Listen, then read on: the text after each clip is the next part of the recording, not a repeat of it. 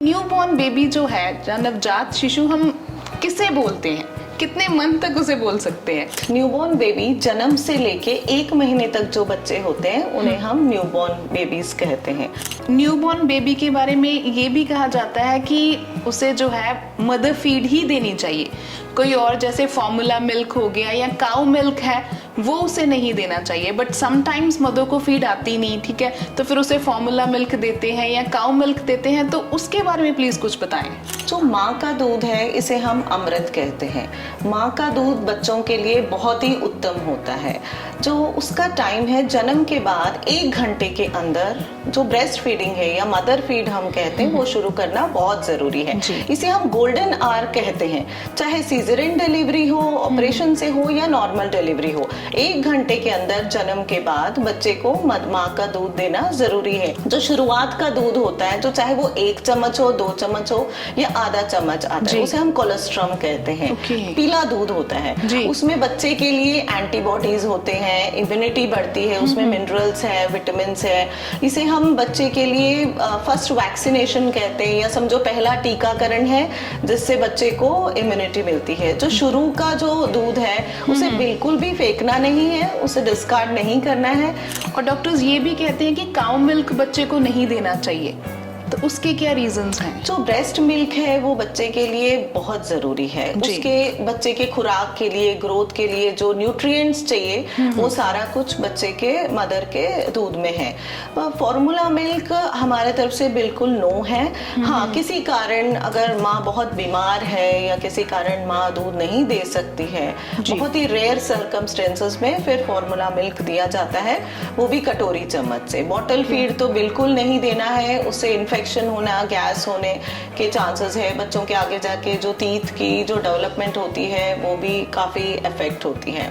गुड़ती जो है वो बहुत हमारे यहाँ पे चलन है कि बच्चा पैदा हुआ है तो उसे गुड़ती कौन देगा, उसको शहद चटाया जाता है कई बार, है ना, और वही चटाता है जिसके जैसा हमारा बच्चा होना चाहिए, उसका नेचर जाना चाहिए, है ना। तो क्या ये जरूरी होता है?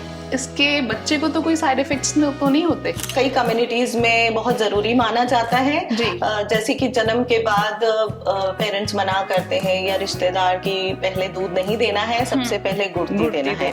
जैसे कि दादा या फादर, इसलिए उनका इंतजार किया जाता है कि उनकी जो अच्छी आदतें हैं, उनका जो स्वभाव है वो बच्चे में भी आ जाए। कई बार ऐसे होता है कि दादा कहीं दूर है, 3-4 घंटे लग जाते हैं, तब तक दूध नहीं दिया जाता है बच्चों को कि दादा आएगा, गुड़ती देगा और तभी बच्चा दूध पिएगा। इससे बच्चे की शुगर डाउन हो सकती है, बच्चा कमजोर हो सकता है, क्योंकि इमीडिएटली जो हम एक तरफ तो हम गोल्डन आवर की बात कर रहे हैं कि 1 घंटे के अंदर बच्चे को माँ का दूध जाना चाहिए, एक तरफ हम गुड़ती के लिए 3-4 घंटे इंतजार कर रहे हैं। तो गुड़ती जैसे कि शहद दिया जाता है, चीनी, ये बिल्कुल मना है। शहद अदरवाइज भी मैं आप सबको बताती हूँ कि 2 साल तक बच्चों को हनी शहद देना मना है। उससे बोटुलिनम एक टॉक्सिन जा सकता है। बोटुलिज्म एक बीमारी हो सकती है बच्चों को और वो काफी जानलेवा भी हो सकती है। तो गुड़ती तो बच्चों के लिए बिल्कुल भी मना है। अगर माँ बाप या दादा दादी बच्चे को अपना आशीर्वाद दे दें, उसके सर पे हाथ रखे, तो वही बच्चे के लिए एक बहुत बड़ा गिफ्ट हो जाएगा।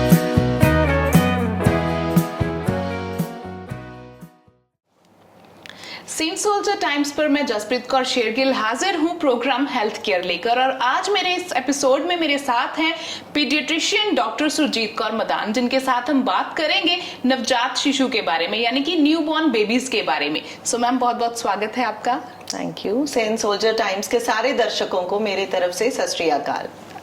सत श्री अकाल मैम। और मैम, आज के जो हमारे सवाल हैं वो डेफिनेटली बच्चों से रिलेटेड हैं, और बच्चे कौन से? जो एकदम न्यूबॉर्न बेबीज होते हैं, ठीक है। सो मेरा पहला सवाल तो यही है कि न्यूबॉर्न बेबी जो है या नवजात शिशु, हम किसे बोलते हैं? कितने मंथ तक उसे बोल सकते हैं कि वो नवजात है? राइट। न्यूबॉर्न बेबी जन्म से लेके 1 महीने तक जो बच्चे होते हैं उन्हें हम न्यूबॉर्न बेबीज कहते हैं। नवजात शिशु हमारे सृष्टि का बहुत ही एक डेलिकेट क्रिएचर है, बहुत ही नाजुक होता है, बहुत ही मासूम होता है, जो बिल्कुल ही हम लोगों पे डिपेंडेंट होता है। तो उसकी केयर करनी और उसको समझना बहुत जरूरी होता है। जी। और मैम, न्यूबॉर्न बेबी के बारे में ये भी कहा जाता है कि उसे जो है मदर फीड ही देनी चाहिए, कोई और जैसे फॉर्मूला मिल्क हो गया या काउ मिल्क है वो उसे नहीं देना चाहिए। बट समटाइम्स मदर को फीड आती नहीं, ठीक है, तो फिर उसे फॉर्मूला मिल्क देते हैं या काउ मिल्क देते हैं, तो उसके बारे में प्लीज कुछ बताएं। जो माँ का दूध है इसे हम अमृत कहते हैं। माँ का दूध बच्चों के लिए बहुत ही उत्तम होता है। जो उसका टाइम है जन्म के बाद 1 घंटे के अंदर जो ब्रेस्ट फीडिंग है या मदर फीड हम कहते हैं वो शुरू करना बहुत जरूरी है। इसे हम गोल्डन आवर कहते हैं, चाहे सीजरियन डिलीवरी हो, ऑपरेशन से हो या नॉर्मल डिलीवरी हो। 1 घंटे के अंदर जन्म के बाद बच्चे को माँ का दूध देना जरूरी है। आजकल तो हमारे जो सोसाइटी है वो ये कहते हैं कि जैसे ही डिलीवरी हो बच्चे को माँ के पेट पे, माँ के चेस्ट पे डालना है और बच्चा अपने आप अपना खुराक ढूंढ लेता है और सकिंग करना शुरू कर देता है।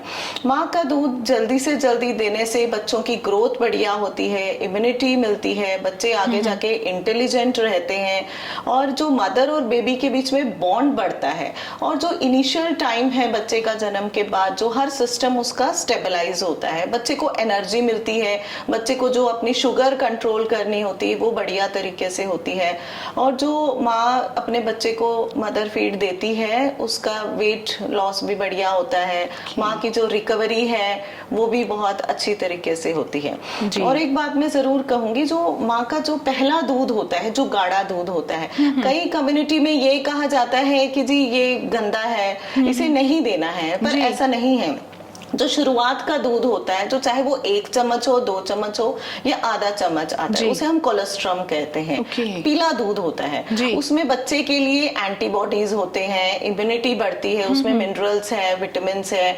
इसे हम बच्चे के लिए फर्स्ट वैक्सीनेशन कहते हैं या समझो पहला टीकाकरण है जिससे बच्चे को इम्यूनिटी मिलती है। जो शुरू का जो दूध है उसे बिल्कुल भी फेंकना नहीं है, उसे डिस्कार्ड नहीं करना है, उसे बेबी को अपने जरूर देना जरूरी है ताकि वो बेबी आपका ज्यादा स्ट्रॉन्ग बनेगा। जी। और फॉर्मूला मिल्क के बारे में, लाइक फॉर्मूला मिल्क कई बार डॉक्टर जो है वो सजेस्ट कर देते हैं, ठीक है, और डॉक्टर्स ये भी कहते हैं कि काउ मिल्क बच्चे को नहीं देना चाहिए, तो उसके क्या रीजंस हैं? जो ब्रेस्ट मिल्क है वो बच्चे के लिए बहुत जरूरी है। उसके बच्चे के खुराक के लिए, ग्रोथ के लिए जो न्यूट्रिएंट्स चाहिए वो सारा कुछ बच्चे के मदर के दूध में है। फॉर्मूला मिल्क हमारे तरफ से बिल्कुल नो है। हाँ, किसी कारण अगर माँ बहुत बीमार है या किसी कारण माँ दूध नहीं दे सकती है, बहुत ही रेयर सर्कमस्टेंसेस में फिर फॉर्मूला मिल्क दिया जाता है, वो भी कटोरी चम्मच से। बॉटल फीड तो बिल्कुल नहीं देना है, उससे इन्फेक्शन होना, गैस होने के चांसेस है। बच्चों के आगे जाके जो टीथ की जो डेवलपमेंट होती है वो भी काफी इफेक्ट होती है। तो 6 महीने तक हर बेबी को सिर्फ मदर मिल्क, जिसे हम एक्सक्लूसिव ब्रेस्ट फीडिंग कहते हैं, वो देना जरूरी है। और जैसे आपने पूछा है cow's milk, cow's milk cow के बच्चे के लिए है, हमारे बच्चों के लिए इंसान का दूध है ना। तो काउ मिल्क में कुछ प्रोटीन्स हैं जो बच्चों में जाके एलर्जी कर देती है। तो काउज मिल्क तो बच्चों को 1 साल तक तो बिल्कुल ही मना है। हम देखते हैं कि कई पेरेंट्स है जो काउज मिल्क देते हैं और वो बच्चों को बहुत ज्यादा इन्फेक्शन हो जाती है, कई को लूज मोशन हो सकती है काउज मिल्क से, कॉन्स्टिपेशन हो सकती है, वॉमिटिंग्स हो सकती है, एलर्जीज हो सकती है, इंडाइजेशन हो रही है, खांसी, जुकाम, और कई बच्चे तो बहुत ही सीरियस कंडीशन में आते हैं। एक बीमारी है जिसे हम काउज मिल्क प्रोटीन एलर्जी कहते हैं। तो काउज मिल्क तो मेरे तरफ से बिल्कुल मना है बच्चे के लिए। और एक गुड़ती जो है वो बहुत हमारे यहाँ पे चलन है कि बच्चा पैदा हुआ है तो उसे गुड़ती कौन देगा, उसको शहद चटाया जाता है कई बार, है ना, और वही चटाता है, बंदे को लगता है कि जिसके जैसा हमारा बच्चा होना चाहिए, उसका नेचर जाना चाहिए, है ना। तो क्या ये जरूरी होता है? इसके बच्चे को तो कोई साइड इफेक्ट्स तो नहीं होते? गुड़ती कई कम्युनिटीज में बहुत जरूरी माना जाता है। जैसे कि जन्म के बाद पेरेंट्स मना करते हैं या रिश्तेदार की पहले दूध नहीं देना है, सबसे पहले गुड़ती देना है, जैसे कि दादा या फादर। इसलिए उनका इंतजार किया जाता है कि उनकी जो अच्छी आदतें हैं, उनका जो स्वभाव है वो बच्चे में भी आ जाए।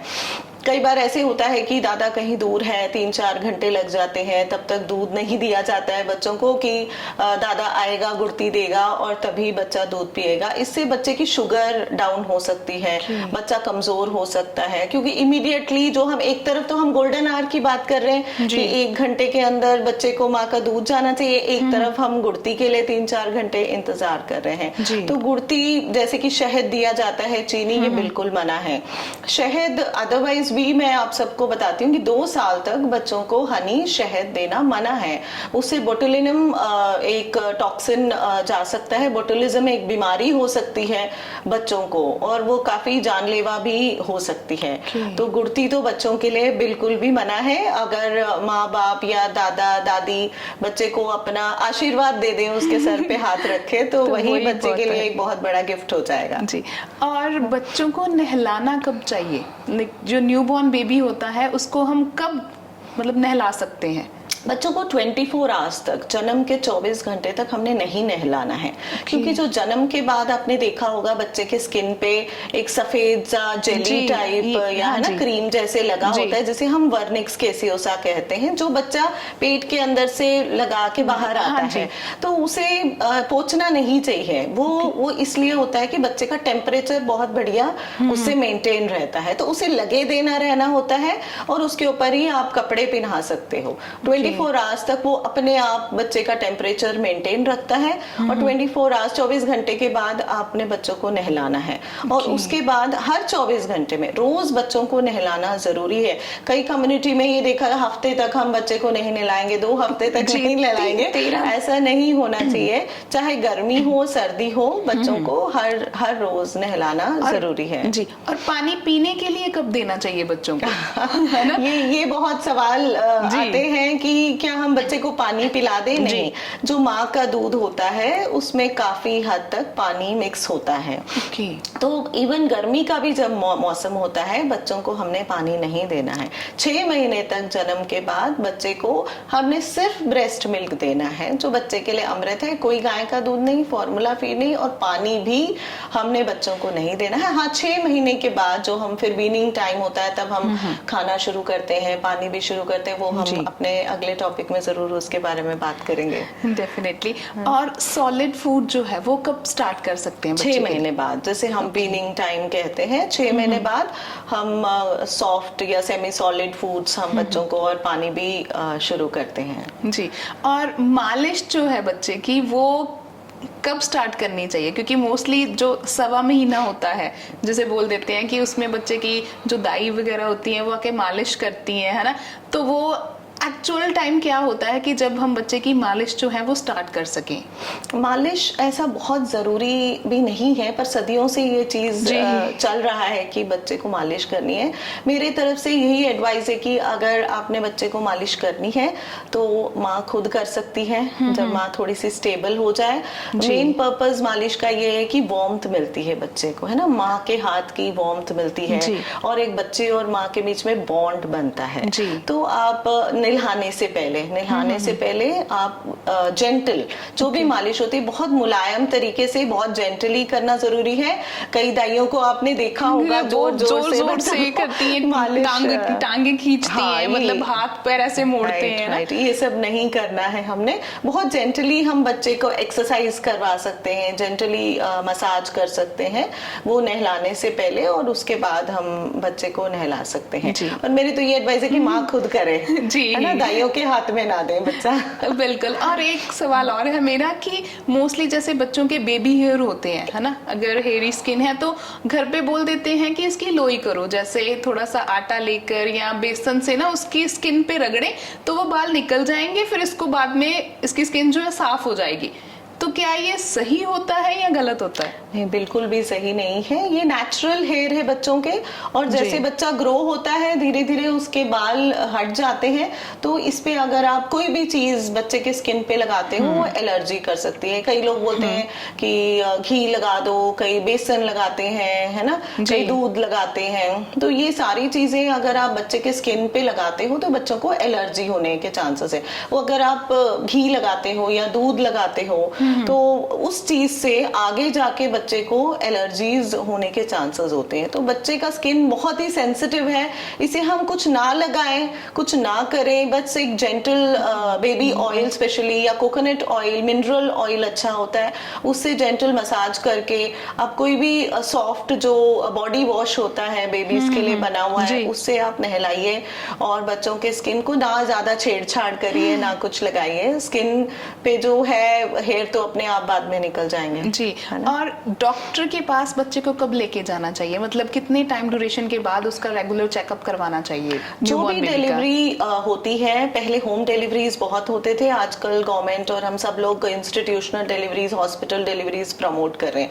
जब बच्चे का जन्म हॉस्पिटल में होता है तो एक पीडियाट्रिशियन, एक नियोनेटोलॉजिस्ट, नियोनेटोलॉजिस्ट वो होता है जो एक चाइल्ड स्पेशलिस्ट के बाद एक कोर्स होता है जो स्पेशल न्यूबॉर्न बेबीज के ट्रीटमेंट करने के लिए, उनकी बीमारियों को हैंडल करने के लिए, जैसे कि मैं नियोनेटोलॉजिस्ट हूँ, तो न्यूबॉर्न बेबीज में हमने स्पेशलाइजेशन की है, तो एक नियोनेटोलॉजिस्ट या पीडियाट्रिशियन उस टाइम वहां पे मौजूद होता है। तो बच्चे का इमीडिएट जो चेकअप है, जन्म के तुरंत बाद एक चेकअप होना बहुत जरूरी है, ये देखने के लिए कि कोई जो पोटी वाली जगह है वो बनी है या नहीं, बच्चे में कोई और जन्मांतरू एबनॉर्मलिटी तो नहीं है। ये एक फर्स्ट चेकअप है जो बच्चे के इमीडिएट जन्म के बाद होना जरूरी है। और सेकेंड चेकअप 72 घंटे के अंदर, क्योंकि आजकल बच्चों को, न्यूबॉर्न बेबीज को जॉन्डिस होने के बहुत ज्यादा चांसेस होते हैं, तो हफ्ते 10 दिन तक जॉन्डिस हो सकता है बच्चों को। तो फर्स्ट विजिट आफ्टर द जन्म वाले विजिट के बाद 72 घंटे के अंदर जॉन्डिस के लिए, या फीडिंग इश्यूज ना हो, बच्चा पोटी कर रहा है या नहीं, सुसु कर रहा है नहीं, ये सारे रूटीन चीजों के लिए 72 घंटे के अंदर अपने डॉक्टर को दिखाना बहुत जरूरी है। उसके बाद फिर 5वें या 6वें दिन जॉन्डिस के लिए आप फिर चेकअप करवा सकते हो। आइडियली 1 महीने तक बच्चों को डॉक्टर के पास दिखाते रहना जरूरी है। और जैसे 24 घंटे के अंदर वैक्सीनेशन लगना बहुत जरूरी है। जो जन्म के टाइम हम पोलियो ड्रॉप्स, BCG और हेपेटाइटिस B वैक्सीन लगाते हैं, वो बच्चों को 24 घंटे के अंदर अंदर लगाना जरूरी है जी। और वैक्सीनेशन जो है उसको लगाने की टाइम ड्यूरेशन क्या है, मतलब कितने साल तक बच्चे को वो वैक्सीनेशन जो है वो होती है, लगती है? वैक्सीनेशन आइडियली तो 13-14 साल तक बच्चों को वैक्सीन लगते रहते हैं, पर जो पहला वैक्सीन है वो जन्म के 24 घंटे के अंदर लगा दें। जैसे BCG, हेपेटाइटिस, पोलियो ड्रॉप्स है, ये कोर्स होता है 3 वैक्सीन का। इसके बाद 1.5 महीने पे वैक्सीन लगते हैं, फिर 2.5 महीने पे, फिर 3.5 महीने, फिर 7वें महीने पे लगते हैं, 9वें महीने, 10वें महीने। तो it is a full list of vaccines जो 13-14 साल तक बच्चों को लगते रहते हैं। ठीक है। और मैंने पूछना था कि एक वैक्सीनेशन प्राइवेट हॉस्पिटल्स वाले जो होते हैं वो कुछ अलग भी लगाते हैं, जैसे गवर्नमेंट हॉस्पिटल्स में तो होता है कि उनके पास एक लिस्ट होती है, वो इंजेक्शंस लगेंगे, और उनका होता है कि अगर कुछ आपको एक्स्ट्रा लगवाने हैं तो वो आप प्राइवेट से लगवा दो। तो उनका क्या डिफरेंस होता है? जो शुरुआत में वैक्सीन लगते हैं जन्म के टाइम और 4-5 महीने तक, वो लगभग प्राइवेट और सरकारी के सेम होते हैं, जहां से भी जो पेशेंट कंफर्टेबल है वो वहां से लगवा सकते हैं। पर कुछ ऐसे वैक्सीन है जैसे कि फ्लू वैक्सीन है, इन्फ्लुएंजा वैक्सीन है, टाइफाइड है, चिकन पॉक्स है, ब्रेन फीवर का वैक्सीन है, मेनिंगोकोकल है, या हेपेटाइटिस A जो पीलिए का वैक्सीन है, ये सारे इंजेक्शन सिर्फ प्राइवेट में मिलते हैं। तो सिर्फ सरकारी वैक्सीन जरूरी नहीं है, प्राइवेट में जो भी ये वैक्सीन मिलते हैं ये भी लगवाना बहुत जरूरी है। आजकल इतनी बीमारियां हैं, तो यही सही होता है कि अपने बच्चों को जितनी बीमारियों से पहले ही बचा लें। वैक्सीन का मतलब ये है कि हम बेबी को उस बीमारियों से पहले ही इम्यूनिटी दे रहे हैं, उस बीमारी को प्रिवेंट करने की शक्ति दे रहे हैं बच्चे के अंदर। तो दोनों वैक्सीन जरूरी है। ठीक है। और बच्चों को सुलाने का क्या सही तरीका होता है? कई बार बोल देते हैं कि अगर इसको कुछ पच नहीं रहा तो बर्प के लिए उसे उल्टा लिटा देते हैं, है ना, ये भी बहुत होता है। और कई बार हमें पता भी नहीं चलता कि बच्चे को नींद आ रही है या क्या है, वो रोता है और हम उसे बॉटल दे देते हैं दूध की। तो अगर बच्चे को सही तरीके से सुलाना है तो वो कैसे उसको सुलाना चाहिए, मतलब सीधे या साइड दे के या उल्टा, मतलब कैसे? यस जो एक सवाल आपने बहुत बढ़िया पूछा कि बच्चा अगर रो रहा है तो हम क्या समझे, क्या बच्चे को हमेशा भूख लग रही है? नहीं, ऐसा नहीं है। जो हम दूध बच्चों को देते हैं, हर 2 से 3 घंटे बाद बच्चों को दूध पिलाना जरूरी है। और अगर एक अच्छी मात्रा में बच्चा ब्रेस्ट फीड कर लेता है अराउंड 20 to 25 मिनट्स और उसके बाद बच्चा 2 से 3 घंटे सो जाता है और पोटी सुसु बढ़िया कर रहा है, इसका मतलब है कि उसे अच्छी मात्रा में माँ का दूध मिल रहा है। तो हर बच्चा जो 2-3 घंटे दूध पी के 2-3 घंटे सो जाता है, मीन्स ही इज हैप्पी, है ना। तो पूरे दिन में अगर हम बोले तो 24 घंटे में कई बच्चे 20 से 22 घंटे सोते हैं, तो दैट इज ओके।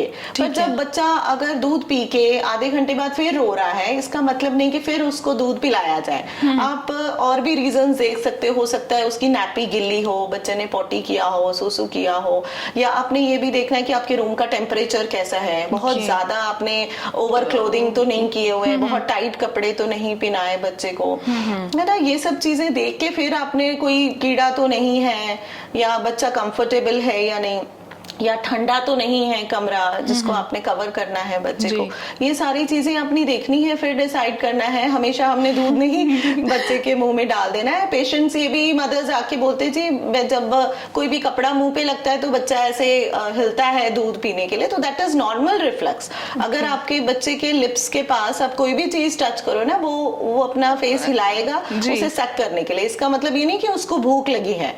तो आप पहले दूसरी चीजें देखिए, वो अनक्लोथ करिए या टेम्परेचर ठीक करिए, नैपी चेंज करिए, फिर आप देखिए कि बच्चा किस लिए रो रहा है। यस, जो बेबीज ज्यादा अनकंफर्टेबल फील करते हैं, कई बार गैस हो जाती है, जो बच्चा ज्यादा रोता है वो गैस अंदर ले लेता है, उसके वजह से पेट दुखता है बच्चों को। तो आप जब उल्टा लिटाते हैं बच्चों को, बच्चे कंफर्टेबल फील करते हैं। तो पर आपने ये ध्यान रखना है कि वो मुंह ना दब रहा हो बेड पे बच्चे का, है ना, सांस लेने में कोई प्रॉब्लम। थोड़ा सुपरविजन में, माँ बाप के सुपरविजन में आप बच्चों को प्रोन पोजीशन या उल्टा पेट के बल लिटा सकते हो, उससे भी उन्हें काफी कंफर्टेबल फील करते हैं। सबसे बढ़िया तो माँ का गोद है, या बर्पिंग जैसे आपने बात की, जब भी आप बेबी को दूध पिलाते हैं उसके बाद 10 मिनट आप शोल्डर पे लगा के बच्चे को डकार दिलवा के, बर्प दिलवा के, फिर आप बच्चों को बेड पे डालिए।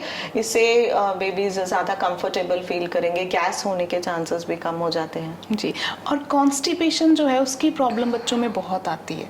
मतलब काफ़ी बार मैंने सुना है कि लाइक बच्चे को कॉन्स्टिपेशन हो गई है, वो रो रहा है, उसे पॉटी नहीं आ रही, 2 तो 3 दिन हो गए हैं, है ना। और कई बार ये भी कह देते हैं कि इट्स ओके, अगर 2-3 दिन पॉटी नहीं आई तो कोई बात नहीं, बच्चा हेल्दी है, अगर रोज पॉटी करेगा तो शायद वो हेल्दी नहीं होगा। तो ऐसा भी कुछ होता है? Kind of yes. जो बेबीज कई ऐसे होते हैं कि जो दिन में 8 बार 10 बार पॉटी करते हैं, है ना।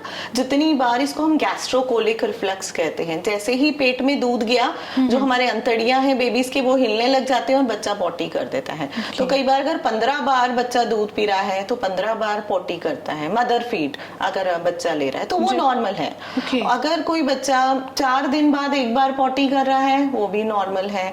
आइडियली हम 6 से 7 दिन तक वेट करते हैं। अगर बच्चा नवजात बेबी पॉटी नहीं करता है, उसको हम नॉर्मल मानते हैं। हाँ, ये आपने देखना है कि बच्चा दूध बढ़िया पी रहा है, पेट फुला हुआ तो नहीं है, कोई उल्टियां तो नहीं कर रहा है, बच्चा अगर एक्टिव है, तो हम 5, 6, 7 दिन तक भी, अगर आपका बेबी पॉटी नहीं करता है, न्यूबॉर्न बेबी, तो उसको हम नॉर्मल कंसिडर।